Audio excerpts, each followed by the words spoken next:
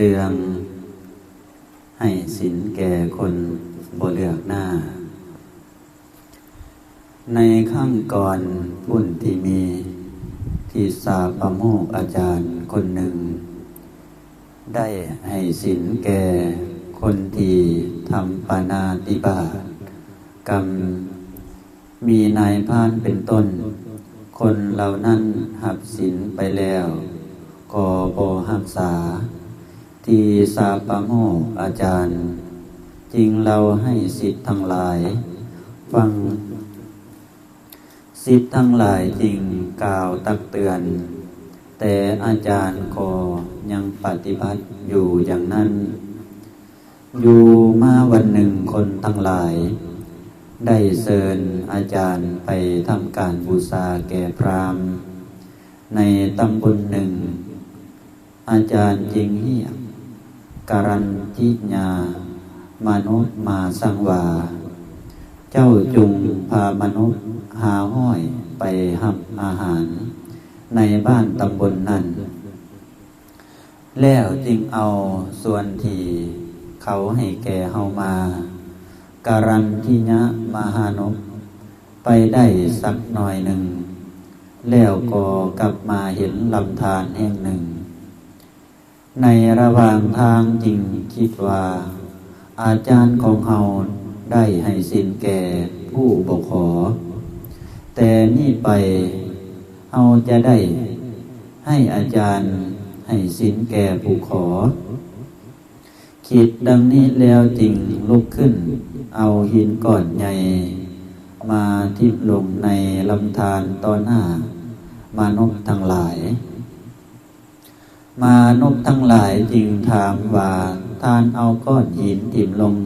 ในลำธารจากนี้จะมีประโยชน์สิ่งใดแก่ท่านการันทิญากล่าวว่าข้าพระเจ้าเรียรายหินก้อนน้อยและก้อนใหญ่ลงมาด้วยประสงค์จะทำแผ่นดินใหญ่รวมกับสี่มหาสมุทรให้หาบเทียบเสมอกันดังฝ่ามือครั้งนั้นพราหมณ์ผู้เป็นอาจารย์กล่าวว่าดูก่อนการันทิญะเฮาเข้าใจว่าคนเดียวยอมบ่สามารถจักทำแผ่นดินให้เหียบห้าเสมอดังนี้ได้เจ้าพยายามจะถมลำธารนี้ให้เต็มก็เห็นว่าจะต้องตายเสียเปล่าการันทิญามนุษย์ตอบว่าข้าแต่ทานอาจารย์ถ้าคนคนเดียวบ่สามารถจักทำแผ่นดินให้เหียบห้าได้ทานอาจารย์ผู้เดียวก็บ่สามารถจักทำให้คนทั้งหลายผู้มีทิฏฐิต่างๆให้เหมือนกันไปได้สนั้นขันอาจารย์ได้ฟังนี้แล้วจึงคิดว่าการันทิญามนุษย์กล่าวว่าจาสมควรยิ่งนักหนาเฮาจักบ่ทำอย่างนี้อีกต่อไปแล้วจึงกล่าวว่าดูก่อนการันทิญามนุษย์เจ้าบอกความจริงโดยย่อเพื่อประโยชน์แก่เฮ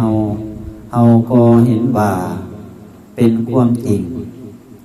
คือมนุษย์เดียวบ่อาจทำให้แผ่นดินสม่ำเสมอได้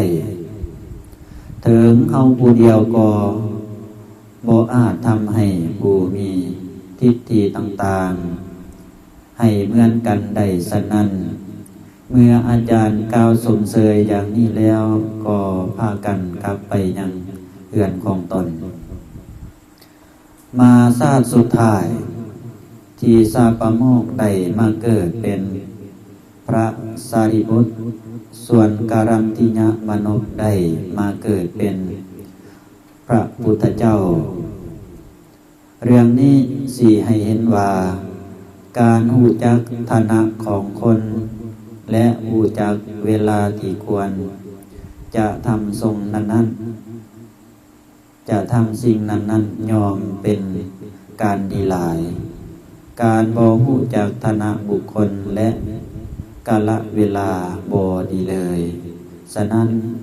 เรื่องนี้กะโจบเพียงเท่านี้ถือว่าให้สิ้นแก่คนโดยบ่เลือกหน้าถือว่าจบไป